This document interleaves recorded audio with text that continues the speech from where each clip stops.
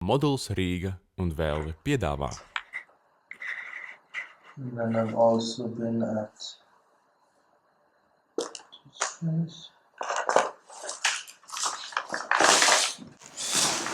then we have the traces of all the places I've been so far.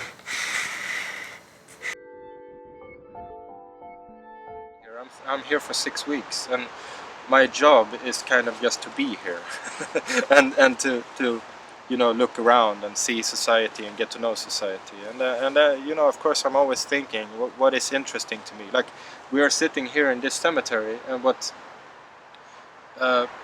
in this cemetery I was walking around. I just found it by chance, and I was looking around, and there's a lot of gravestones, like old crosses that have been falling apart and got destroyed. And I thought it was such a beautiful image of this cross broken in half, and I didn't know why I thought it was beautiful. It was just something that drew my attention, and then I started to think about it, like, how does this relate to what I normally work with? Like, okay, it has something to do with the negative space, the destruction of things, because I've been working with destruction. Instead of building stuff, I'm destroying stuff, and it has also to do with time, like, also being in a cemetery is the symbol of some person that have been living, and then you make a grave that is some kind of symbol of that person that has been and is not anymore. And then you have the cross that has, like, by time been destroyed, and that makes me think, in a certain ways. So that's how I get my ideas, just like keeping my eyes and thoughts open, and then think them through. If I get what's it called in Swedish? We call it stomach feeling, intuition. If I get the intuition that I like something, then I allow myself to like it and try to formulate why I like it. I'm actually based as a sound artist. Before I started visual art school, I was working mostly with music and doing experimental stuff, both solo experimental computer music and then also in rock bands and so on. But then when I started visual art school, as I don't have the training as most people in art school, like, I don't really know.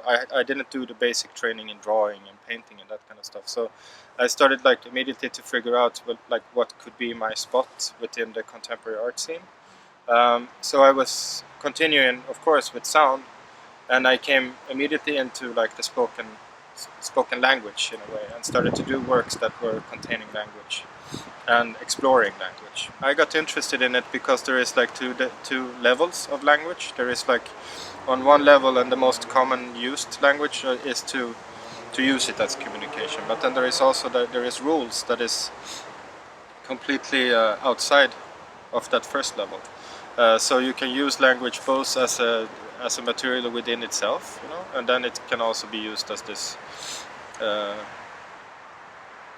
kind of.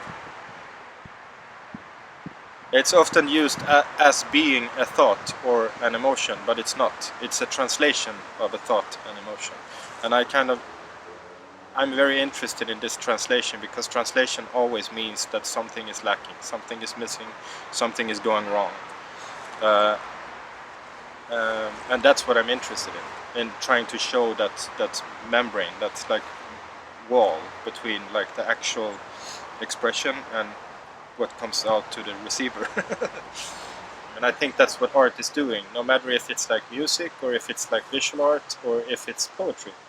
It's like pushing the boundaries of communication and try to grasp this that is unspokeable. Like, I don't really like that word, because everything is spokeable. It's just like you have to learn to speak better. But yeah, I suppose there is a dialectical, like, translation of what is contemporary. Contemporary would be like nowadays, like art that is made now. Like, it's something different from modern art, which would be more like modernistic art. But I would say that for me the term were shifting with Marcel Duchamp, which is now very, very old. But then was when the term shifted from actually art being more about the idea and not about, like, how you, like, the craft in a way. Like when he made his pissoir of actually buying an industrial object and putting it into a different context, the context of the museum, then the whole idea of art switched. It turns upside down. And I would say that that's the tradition that I work in, like more conceptually based thinking. Yeah, I think that I always know what I'm doing. Like maybe not in the process of doing it or making it, but when I present the artwork, I always know what it means to me and what my goals with it is, what it is that I want to communicate. But then. For me to tell that to the audience is a different thing. Like sometimes I choose not to tell that, because I consider art to be a different language than the spoken language or the written language, and it is the idea, the form of communication that I have chosen to to communicate with.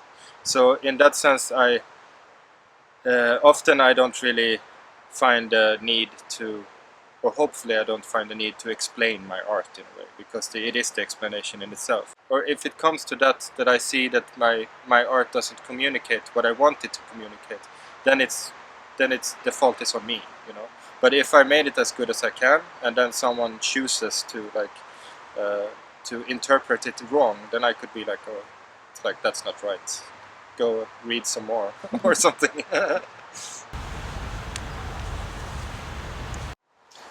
In a way, the idea of performance is, of course, that it is an art form that is happening now and then, and it's considering live people, it's considering me that is alive, and it's considering like the audience that is alive. Then I have made performances as well that it's only possible to make one time. For instance, I made a performance where I destroyed my own bed, and that's not really possible to do any more times, because it was about that actual bed and the fact that I've been using that bed for 18 years, and that's not possible to do anymore. I think it's political very difficult, especially of me being a white man, which is the object of all stories within history. And there is a problem with it. But in the same way,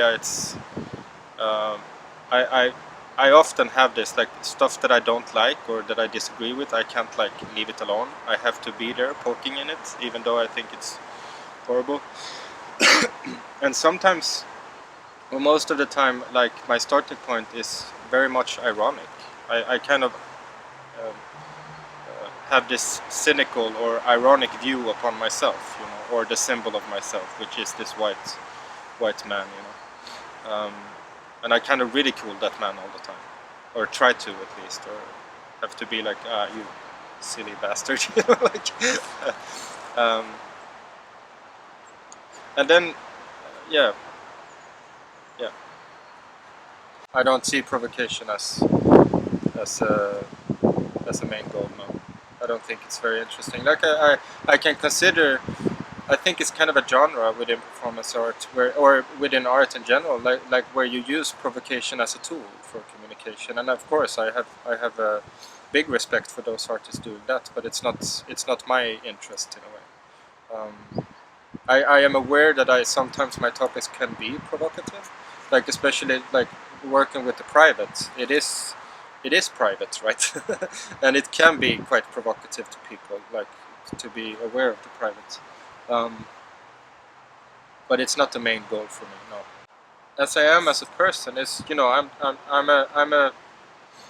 a person in society, and I'm walking around trying to figure out what is this, like everything from like existential questions to why am I here, to like into like really small concrete stuff. It's and I think my art practice is me trying to figure that out, just being this person trying to figure everything out, like everything. And then for now I'm thinking very much political, because there is so much in society that I think is wrong, and that makes me very sad and upset in a way, and that is, and then I have to deal with that. I have to like try to figure it out. Well, how can it be like that? Why is it like that? And how? I don't think it's very clear in my art yet, but hopefully it will be sometime. First impulse was, or I've even since a kid I was like into all this. I was very curious and uh, liked playful ways of dealing with the world. I was curious about everything. But then when I decided to do something professional about it, or to try to do something professional about it, I was looking into like the music scene and the literature scene even. But I found out that art school to me was the most free school. Like it is, you don't really learn a craft in the art school, at least not in Sweden. You learn more the craft of thinking and the best ways of explain that thinking. So you're not tied to a medium. I didn't want to be tied to an instrument or tied to even the medium of sound. I wanted to be able to use whatever. Like if sometimes a sculpture is the way to show something, or an event, or a performance, or a musical piece, then I want to be free to work with everything. In the end, I think it's worth it because I learn a little bit about myself every time, and I also know a little bit about everyone else, and about like mankind, or humans.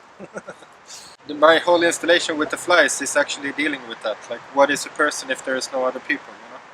Like, because that whole derived from the idea of the two categories of being a person. That would be language, and that would be occupation, doing something, spending time. So the whole starting point from that, what happens if I take away language? That would be not including anyone else. So you don't have a use for language. You don't have a use for explaining yourself, and the other one is like not doing anything, not just sitting on a chair doing absolutely nothing, just having time pass. And my conclusion with it, of course, the person is still there, but what are the criteria of that person? That might be different. I don't think I'm really interested in the answer. The answer becomes more questions, and then that becomes new works. I don't think the world is not. You never get an answer, because especially those questions that I'm interested in are those like typical traditional philosophical questions, like why is there life, and we will never get an answer to that. And I don't think the answer is important. Like, okay, if we get an answer, what would happen then? Should we just sit down and be like, okay, now we know, and then that's it? So it's not, I'm not really interested in that. I'm just interested in in dealing with it, and and I suppose like when it comes to like other kinds of research, like research of medicine, like how you develop medicine, it's actually like most of the medicine comes from mistakes. Like you have this like constant process of mixing different substances to try to make a medicine for HIV, let's say, or cancer or whatever. But you never solve like HIV or cancer, but you always get like medicines for everything else. Like you find, oh, this we can use for this, and this we can use for that, And I suppose that's what I do as well. I have this main question that I'm trying to answer, but I never get the answer, but I get the answer for a lot of other things, maybe. And I suppose like also,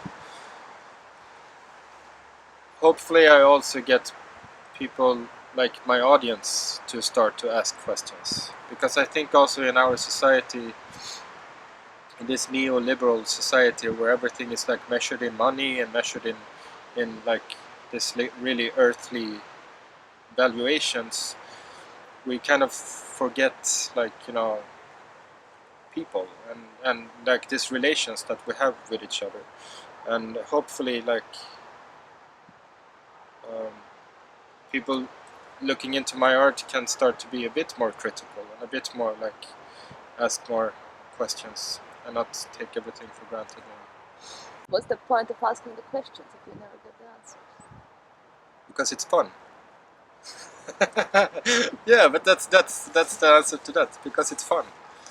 It's like, I couldn't imagine a life just like sitting and being, you know, content with everything, or just let everything happen without.